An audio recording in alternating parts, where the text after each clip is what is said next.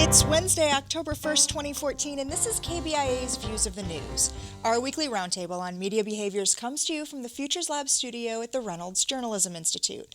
I'm Amy Simons, and here with me are Missouri School of Journalism colleagues Earnest Perry and Jim Flink.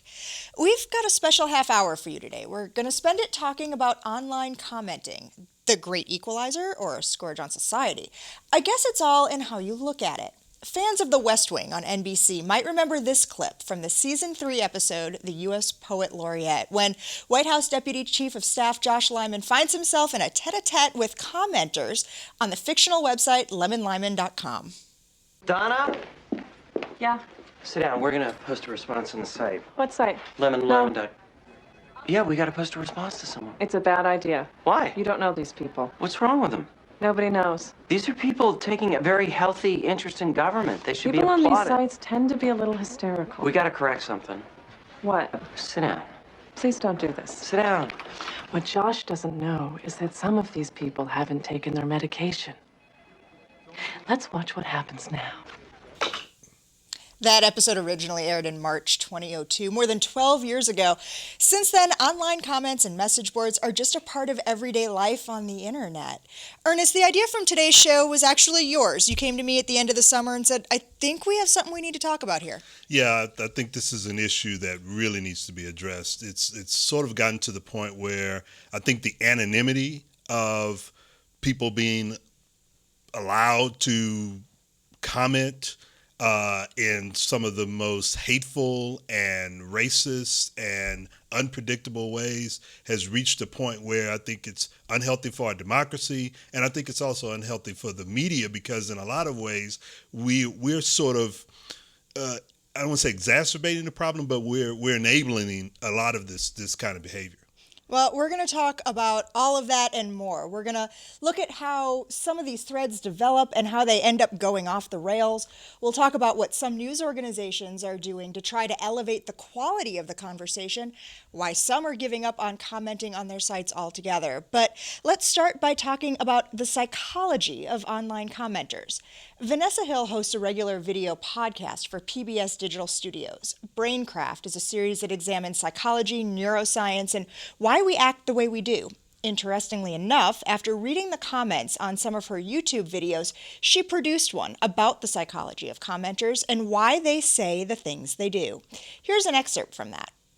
Thor Nielsen, 5 days ago. This is clearly modern flavored equality BS. Downvote.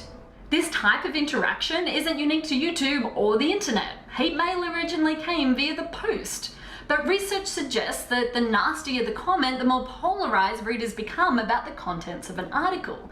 It's been called the nasty effect. And having comments alongside an original piece of content, like a YouTube video, affects how new users experience it. How can we learn about science in a positive light when we're staring at this? X7E-Li7X, 3 days ago. Go die. And if we don't read the comments, should we allow comments at all?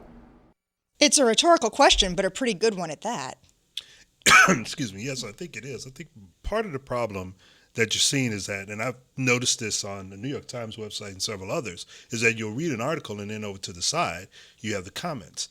And then all of a sudden you're looking at the article and then you glance at the comments and you go like, well, wait a minute, that's not necessarily fitting with what I'm seeing here in the comments. And in fact, it's criticizing the reporter or someone that they've talked to in the article about something that has nothing to do with what the story is about. And it becomes hateful and argumentative and in a lot of ways very uninformative. It takes away from what the journalist or journalism is trying to do in terms of informing the audience. Well, and I think it's in part how it's structured. I think if we naively think that we can put up a comment section area unsupervised, without direction, and really allow anything to go, well, I think we have a problem here. And I think that is what most news organizations have started with, is a premise that somehow this was contributing to democratic discussion, or that somehow it was furthering an intelligent discourse about the topic at hand.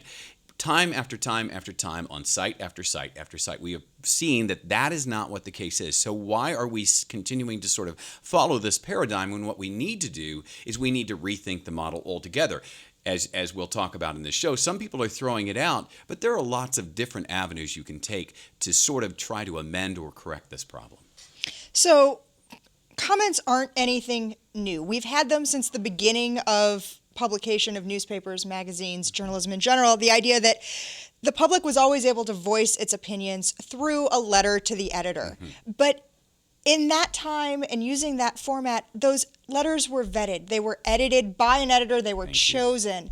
And that brought some more of the journalism and the editorial content and gatekeeping back. Is that what we need to be doing here, is looking for ways to get that gatekeeping? I think so. I think what happens is you have two problems here. One is the fact that you don't have that gatekeeping, and part of that is a resource issue.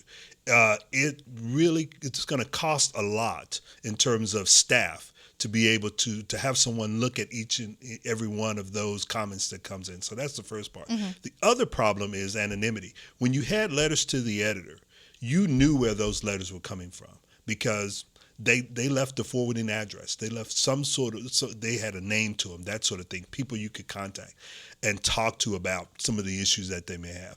With the comments, you don't know who you're talking to because they either use a pseudonym or they use a tagline or something that there's no name on some of them and there's no contact information. Now, you can respond as an editor to a comment, but in a lot of cases, you don't really have the time to do that because you don't have the staff. Well, and we're talking about, an occasional letter to the editor. Now, by moment, you can get deluged with hundreds of comments on a particular topic.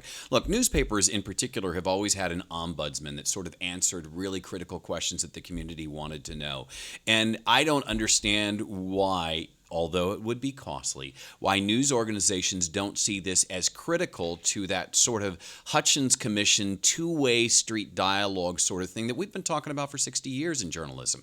And really saying, if we really want to facilitate smart conversation on topics that are important, then we need to provide context, we need to supervise, we need to fact check.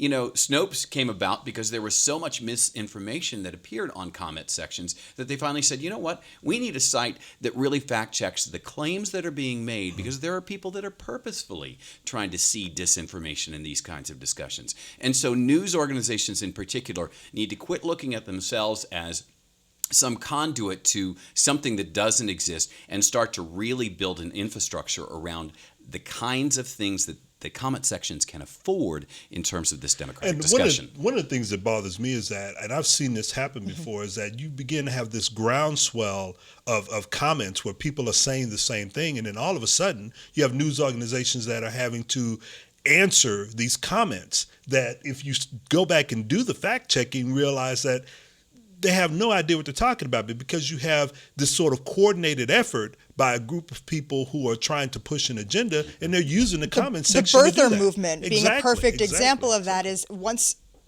the public hears something enough times that they're going to begin to believe it, and we're having to go back as journalists and rein that back in and bring the truth and the fact back into it. So let me ask you this: has commenting culture become so negative that we're past the point of fixing it, or do you think it can be brought back in? That's a very hard question to ask, because a lot of it depends on how certain websites or certain media organizations are handling it. I mean, I think that what happens is that now you can comment on everything. I mean, we're talking here primarily about news sites, but as you showed in your piece, that was YouTube. So you have all these people who are commenting on various YouTube videos, and that's a certain form of media. It may not be news and information media, but it's a certain form. Right. And then the same thing. I mean, you can go and you can comment on entertainment media. You can go and comment on sports websites. So you see all of these comments. So I think we've created a culture where people feel like they can engage in these ways and it's perfectly normal to do it. Now, how do you rein that back? I don't know how you do that. I mean, as we're going to talk about, the Sun-Times is saying, okay, you just won't get to comment on ours at all. But, other websites are saying, well, hey, we want those comments because that's driving traffic. Well, and this is interesting because I do believe that comment sections have become the comics and the soap operas of news sites and a lot of other sites. I think there are people that tune in just for that. And so I think that's one of the questions you have to ask yourself is, why do we have a comment section and what do we hope to gain out of it? And beyond building an infrastructure, I think you have to say, are we trying to put on the appearances of having a discussion when the truth be told, if we want to know what our viewers are all about or our users are all about, there are lots of analytics that can give us much more insight than, frankly, flippant comments can do. We can understand our users so much better by looking at the data and the numbers that a comment section is rendered somewhat useless and almost like storefront for Amazon. You know, you can have a storefront for Amazon, but Amazon is Amazon. Well, I think in some respects that's what comment sections are for news organizations. The appearance that we want to hear from you or we want to know more about you when we know volumes about you already without that. And, you know, I read a story recently that was basically talking about when you go and you look at various editorial writers and their comment section, it's quite shocking. This goes back to a little bit of what you're talking about. You have people who go to the comments first and read that before they even read what the columnist was saying, what his or her point of view was, because they want to know, well, wait a minute, who's challenging him, or which way is the dialogue going here before they make up their own answer. And then a lot of these people will chime in with comments without having read it in the first exactly. place. They're commenting on the commenters and not on what the actual person wrote. And I believe it was NPR that actually did an experiment with that and with how things become viral. And by posting something on Facebook and having a very provocative question with it to see if people would just start commenting right there in the Facebook thread or go and click and read the article and see what the context was, that basically if it was almost like one of those tests that you would get in grade school about following directions, that if you didn't follow directions and started doing all the steps, there was no way you would ever finish it. But had you read the directions first, it would tell you to put your name on the top of the paper, go turn it in before you had actually done anything. Right. Ernest, you had brought up the Sun-Times, and I want to talk about, and the Sun-Times is going to be one of those publications that we're going to talk about, how different approaches that are being put in place by a number of different news organizations to try and experiment a little bit to bring comments back in a way that may work or to elevate that conversation. The Sun-Times made a move about 6 months ago to temporarily shut off all commenting on its site until it could figure out a way to encourage quality discussion on its stories, columns, and editorials, while policing the worst of the trolls, getting them off the site. And the three of us talked about that at length last April when it first happened. I've put video of that discussion on our links blog so that anybody who wants to can go back, watch, and listen to that, hear a little bit of what the conversation was at that time. Well, there are still sites that are monitoring, or I'm sorry, we're still allowing non-moderated comments, but they're doing that using third-party registration. So, for instance, to comment on the Huffington Post, you have to use your Facebook account. What that means is every comment can be tied back to a person with their real name, their profile photo right beside the remarks that they make, and those remarks show up on their personal Facebook pages. When the policy was announced last year, former Huffington Post managing editor Jimmy Stoney went on CNN to explain why the publication was doing away with anonymous commenters. I don't want to speak for other news websites. I don't want to speak for other websites in general. But I do feel like the internet is going from, call it, adolescence to adulthood. And the Huffington Post is going to be out in front of that. And we're making a commitment to a healthy, positive community on our site.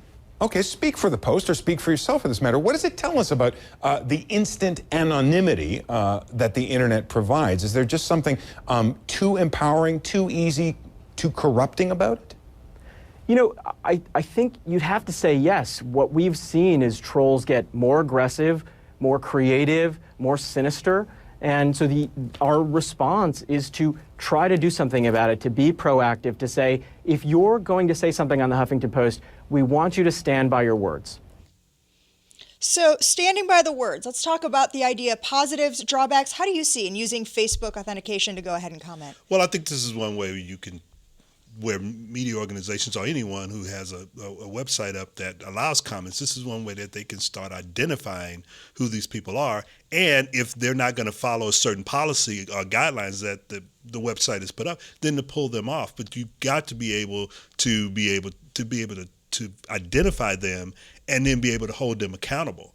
And that's, I think, has been one of the biggest issues in dealing with trolls is accountability. When I was vice president and general manager at Newsy, we did a very similar thing. We went to Facebook authentication to do this, and immediately our conversation started to dry up. It went away significantly. It is a challenge for news organizations, and I feel like you almost have to create different arenas or sandboxes for folks and say, if you want to play rough, you go over here. If you want to play nice, you go over here. You know, I have seen sports organizations that have done this and have done it to some good effect. Now, you can't equate sports organizations with, or sports sites with news sites necessarily, but what you do see is that if you tell people, look, in this area, we will not tolerate this kind of behavior, and we're going to kick you over there or we're going to kick you out, then people tend to at least understand it. If you don't put any parameters in, then anything goes and anything will go. But I do think how you structure that makes a big difference. I think one of the things that I've begun to see is a lot of these sites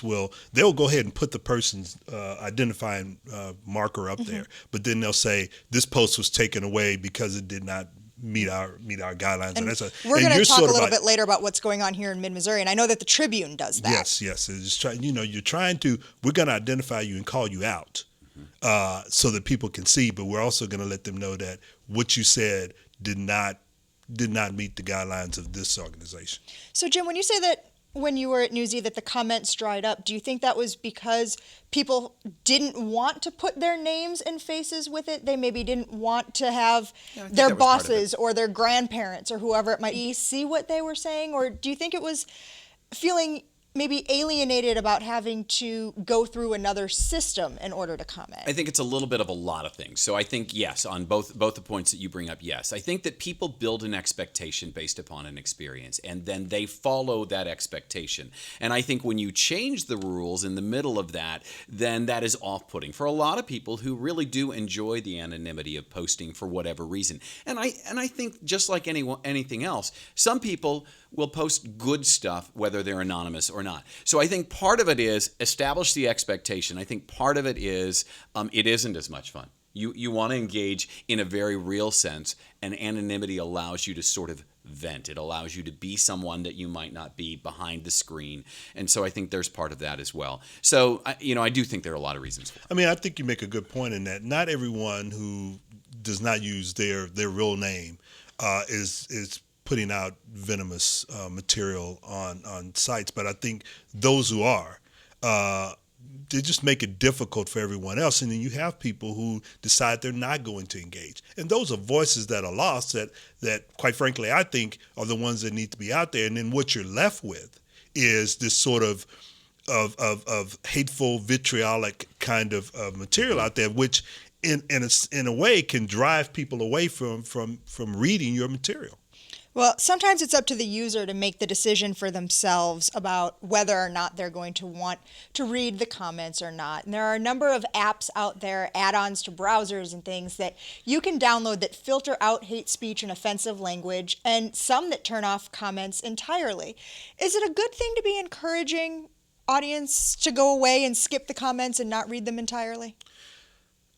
I don't think it's a good thing, because this goes back to the whole, one of the good things about having these is that you can get a sense as to what your audience is thinking about what you're putting out there, the stories you're writing.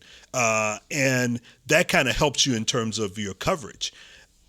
But what happens is that when you can't see those, when you can't read those voices, when you can't see that because of all the other things that are coming in, it makes your job difficult in determining whether or not you're making a connection to the audience. So I think even though I understand why that software is out there and why people are using it, I don't think that it's going to be very helpful for websites that really want to get a sense from the comments as to what they're doing. I want to say that I think if you're not committed to supervising discussion and correcting errors in the discussion, then it is a good idea to shut it off, because then you're not tending to the store. I think if you are tending to the store, I know a lot of people who post some stuff online that I don't agree with. And I question sometimes, not because they don't agree with me, but how did you arrive at that set of criteria? And a lot of that comes from this kind of unsupervised chatter or banter where sort of urban myths begin to emerge, thoughts, you talk about the birther movement, whatever it might be, and that becomes the new reality. And unsupervised by journalists in particular, if you aren't committed to understanding what's going on and how that's impacting your job as a journalist and how you do it, then you shouldn't have comments because you're not committed to the process that you say ideally you are. So build the structure and attend to it, or don't have it at all, because you're not doing anyone any favors. I agree with you on that. If you're going to have comments and you're going to use those comments, then you need to have a structure in place as to how you're going to look at those and how you're going to evaluate it. And if you're not going to do that, then you probably do need to shut it off or allow people not to have access to it. One of those two things. You've got to have some sort of mechanism in place to deal with that. So talking about minding the store, I want to talk for a minute or two about some of the policies in place here around mid-Missouri. There's some very varied approaches to commenting. Commenters are prolific on the Tribune's website, some people using their real names, others using handles they choose for themselves. Going back prior to about 2011, the Missourian required readers to link their real names. It now screens every post before publishing them. Talking about what goes on at KOMU, the policy is a little different. Interactive director Annie Hammock says the station's philosophy is to give everyone in the community a chance to have their voice heard, but reserves the right after the fact to pull down any comment that is pornographic, obscene, profane, vulgar, violent, or contains hate speech.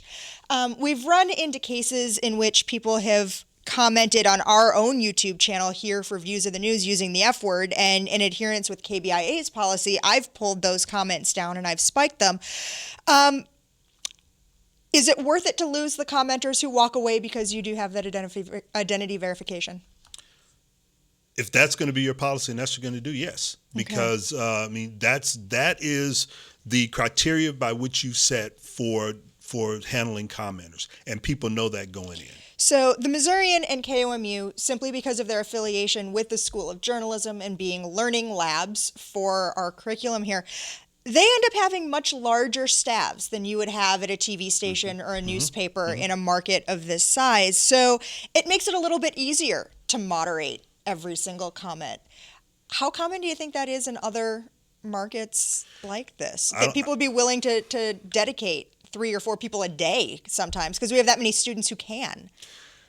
I can tell you that in a lot of these markets, there's no way that they can do that. They just don't have the staff to do that. But then I think that there are ways in which people throughout the day can go in and monitor comments that come in, and when they spot it, they can pull it down, and then they can flag that person, either their name or their handle, however they're getting in, and make sure that you give them an opportunity to say, hey, we're just not going to do this. If we catch you doing this again, then you're off. So I think that it just takes a commitment on the part of the institution to decide how they're going to do it and to implement that policy and to stick with it. Because once you train your audience and how it's going to be used and how it's going to be done, then they know. And if they're not willing to abide by that, then they won't be there. Well, and I agree with everything Ernest said.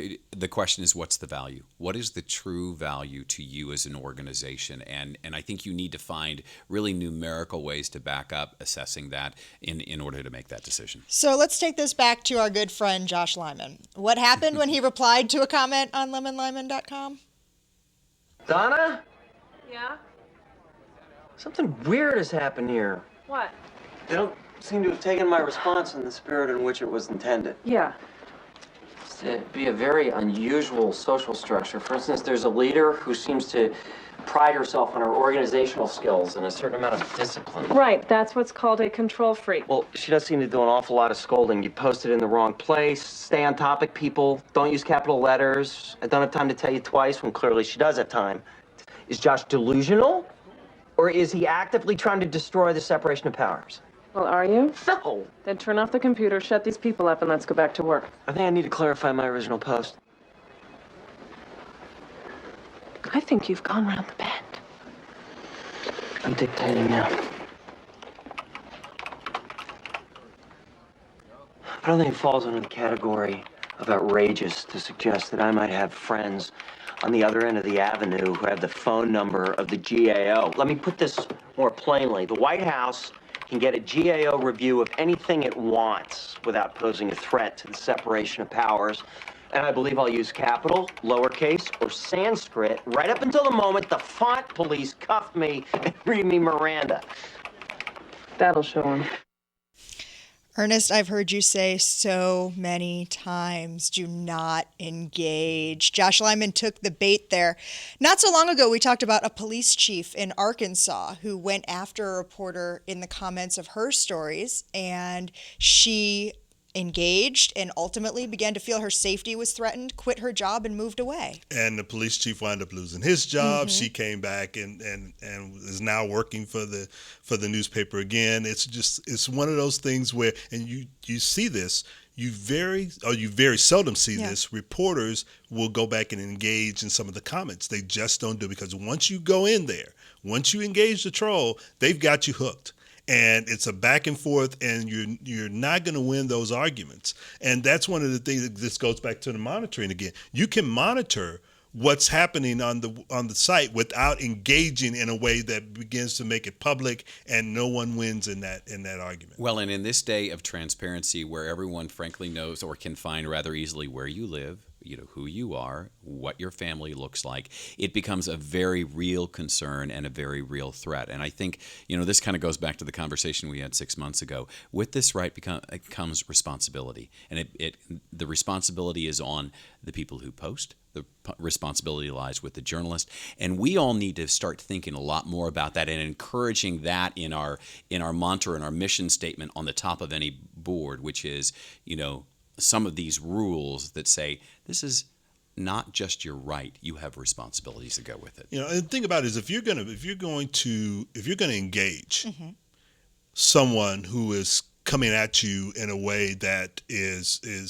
can potentially be violent, right, you need to understand that there are some personal issues that are coming out there, and that they can find a way to attack you personally. Is just like you're saying. I mean, they easily know where you are. They know who you work for, and they can track you down. I mean, we talk about stalking, we talk about all these other issues. These are things that can really happen, because, as we saw in the clip, some of these people are not mentally stable, and that can be a serious issue there.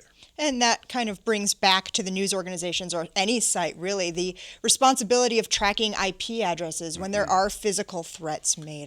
I know during my time at the Chicago Tribune, there would be times when threats would be made against the president, and we would end up getting involved with law enforcement tracking IP addresses. So maybe anonymous isn't so anonymous sometimes. Well, it's not. I mean, if you're doing things like that, if you're making threats against the president or threats against very important people who have some sort of high up office, you're running into trouble. Okay, well, that music means we're pretty much out of time for this week. I'd like to thank you for spending the last half hour with us. You can read more about the topics we talked about today. Check out our links blog. Find it under the Programs tab at KBIA.org. Like us on Facebook or follow us on Twitter. Our handle is @ViewsOnKBIA. They're all great ways to watch and listen to our program again. Leave us comments or questions. See previews of what we'll be talking about next week and more. Our thanks to RJI's Travis McMillan for directing today's show, to Pat Akers for handling the audio. Josie Herrera produced today's show, and our web extras will come to you throughout the week from associate producer Hope Kerwin. I'm Amy Simons. Be sure to join us again next time when we're back with you for another edition of Views of the News.